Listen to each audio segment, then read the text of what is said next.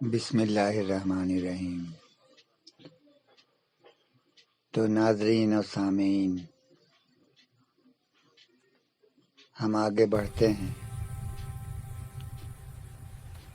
اس مرد مومن کی داستان کو لے کر۔ وہ مرد مومن حضرت قطب الدین بختیار کاکی رحمت اللہ علیہ کے واقعہ کو۔ تو اب تک آپ سن رہے تھے کہ حضرت قطب الدین اولیاء رحمت اللہ علیہ کے حاسدوں نے ایک نہایت ہی گھنونی چال چلی اور ایک عورت کو جس کی گود میں 2-2.5 ماہ کا بچہ تھا اسے سلطان کے دربار میں بھیجا، اور وہ وہاں ایک فریادی کی حیثیت سے حاضر ہوئی اور اس نے رونے کا ناٹک بھی کیا۔ اور جب سلطان نے وجہ پوچھی تو اس نے نہ بولنے کا بھی ناٹک کیا کہ عالی جاہ، میں اس شخص کا نام نہیں بتا سکتی جس نے ظلم کیا ہے، میرے ساتھ ناانصافی کیا ہے، اور اس بچہ کے ہونے کے بعد جو ناجائز طریقے سے ہوا مجھے ٹھکرا دیا ہے۔ سلطان نے پھر اصرار کیا کہ تم اس کا نام بتاؤ۔ اس عورت نے سلطان سے پہلے اپنے جان کی امان چاہی، اس کے بعد کہا کہ میں اس کی نام بتاتے ہوئے میری زبان کانپ رہی ہے، اور مجھے ڈر اس بات کا ہے کہ اس کا تو کچھ بگڑے گا نہیں، میرا ہی سر قلم کیا جائے گا۔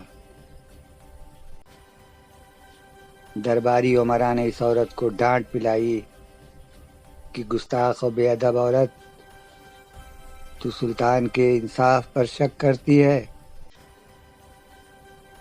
جو سچ ہے وہ بیان کر۔ عورت نے لرزتے کانپتے جو نام بتایا، اسے سن کر تو خود سلطان شمس الدین التمش کانپ اٹھا۔ وہ نام تھا حضرت قطب الدین اولیاء رحمت اللہ علیہ کا۔ سلطان کانپا غصے سے اور ڈانٹا اتنی زور سے کہ در و دیوار لرز اٹھے۔ اے گستاخ، بے ادب اور جھوٹی عورت، تجھے معلوم ہے تیری سزا کیا ہے؟ وہ عورت سلطانی غیظ و غضب کی تاب نہ لاتے ہوئے بھی لرزتے لرزتے ہکلاتے ہکلاتے اس نے کہہ ہی دیا کہ جہاں پہنا یہی سچ ہے، مگر مجھے ڈر تھا کہ میں جس کا نام لے رہی ہوں میں خود ہی مصیبت میں پھنس جاؤں گی۔ دربار کے 2-1 عمرا نے اس عورت کو سختی سے ڈانٹا کہ گستاخ بے ادب عورت، سوچ سمجھ کر بات کر، تو سلطان معظم کے انصاف پر اور اس کے فیصلہ پر شک کر رہی ہے۔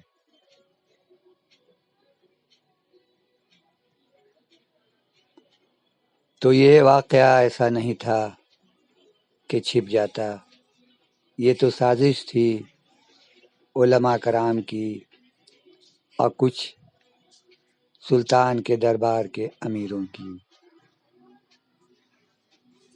ساتھ ساتھ علماء کرام بھی سارے کے سارے جو حاسد تھے گروہ بنا کر دربار کی طرف آئے اور انصاف کی گہار لگائی اور شریعت کا واسطہ دیا، مذہب کا واسطہ دیا، انصاف اور فیصلے کی اہمیت سمجھائی جسے سلطان خود جانتا تھا۔ سلطان نے اپنے کلیجے پر پتھر رکھ کر بہزار دقت یہ فیصلہ کیا کہ ٹھیک ہے، ہم اس سلسلے میں ان سے پوچھ گچھ کریں گے، اور ایک تاریخ مقرر فرمائی اور دربار کو برخاست کیا، کیونکہ سلطان اب اپنے ہوش و حواس میں نہیں تھا، کچھ سوچنے سمجھنے کی صلاحیت نہیں تھی اس کے اندر۔ خواجہ غریب نواز اپنے اس مرید خاص اور خلیفہ خاص حضرت بختیار کاکوی رحمت اللہ علیہ کی طرف سے غافل تو نہیں تھے۔ انہوں نے انہیں حضرت بختیار کاکوی کو دلی کی خلافت بخشتے ہوئے یہ فرمایا تھا کہ تم ہماری نظر میں رہو گے۔ تو یوں ہی خواجہ غریب نواز کو یہ خبر پہنچی کہ ان کا یہ چہیتا خلیفہ خاص اتنے بڑے الزام میں پھنس گیا ہے۔ انہوں نے فوراً خبر بھیجا اور انہیں ڈھارس بندھائی کہ تم چپ چاپ رہو، خاموش رہو، ہم آ رہے ہیں، تمہیں فکر مند ہونے کی کوئی ضرورت نہیں ہے۔ اور سلطان کی طرف پیغام بھیجا کہ ہم آ رہے ہیں، میرے آنے کے بعد مقدمہ شروع کیا جائے۔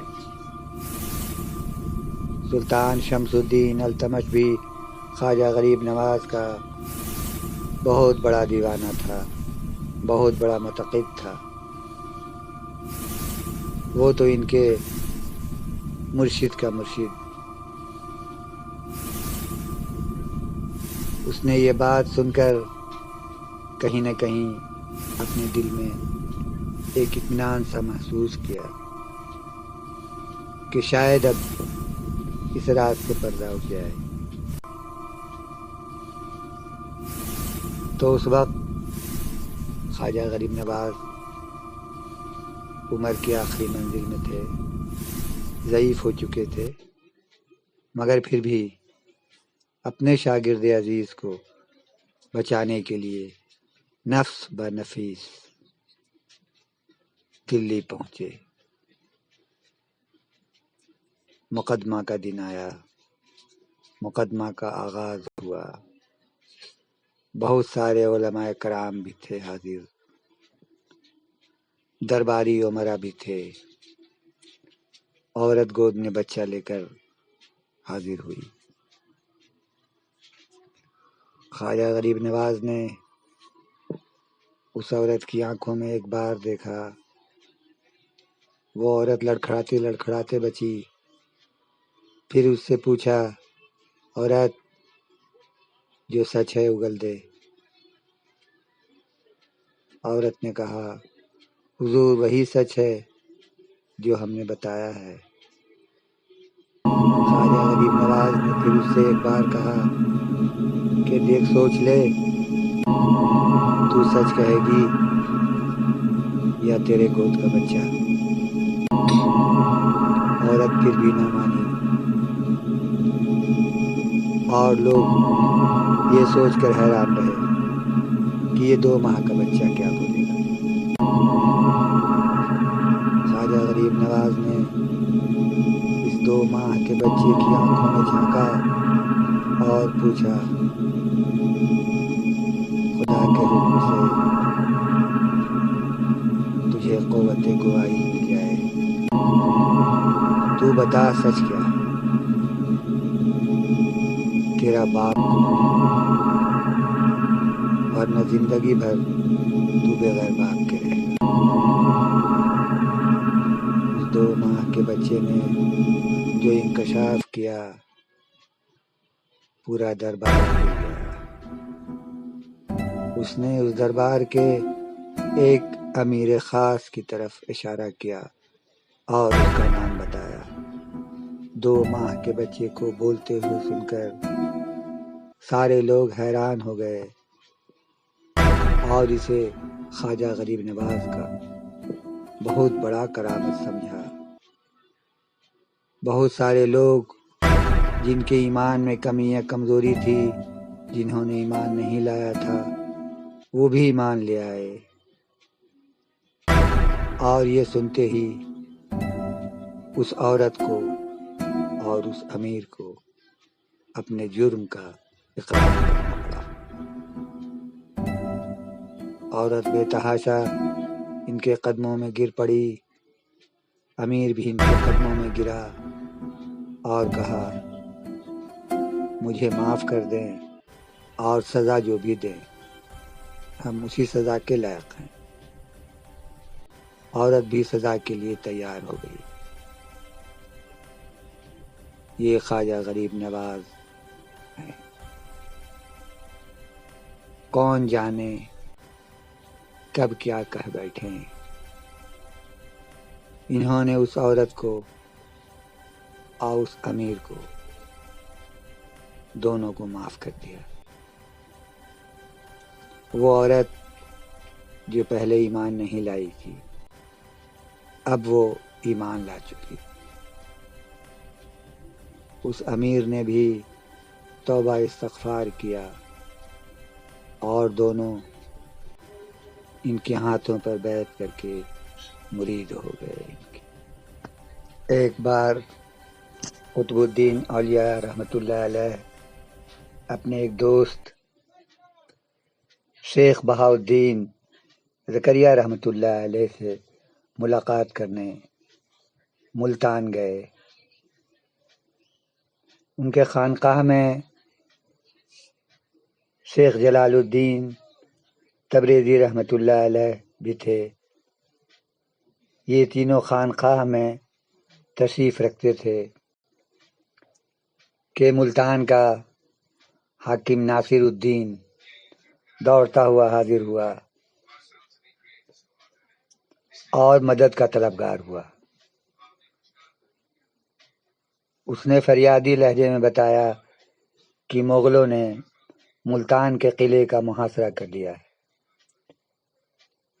حضرت بختیار کاکوی رحمۃ اللہ علیہ نے کہا تم فکر نہ کرو، اور ایک تیر پر کچھ پڑھ کر دم کیا اور اسے دیا اور فرمایا کہ شام کے وقت یہ تیر دشمن کے لشکر کی طرف پھینک دینا۔ بس اتنا ہی کہا۔ سلطان ناصر الدین نے ان کے حکم کی تعمیل کی اور اس تیر کو شام کے وقت دشمن کی طرف پھینک دیا۔ صبح ہوئی تو ایک عجیب منظر تھا۔ میدان بالکل صاف تھا۔ مغل محاصرہ کیے بغیر بھاگ گئے۔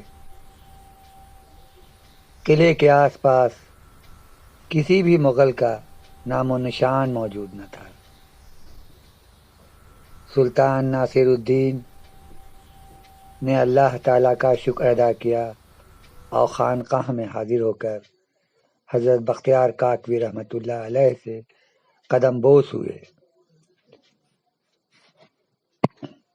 پر جاری ہے، انشاءاللہ پھر ملیں گے آگے کے واقعات کے ساتھ جو ایمان افروز ہی نہیں معلوماتی بھی ہوگا، تاریخ کا ایک سنہرا باب ہوگا۔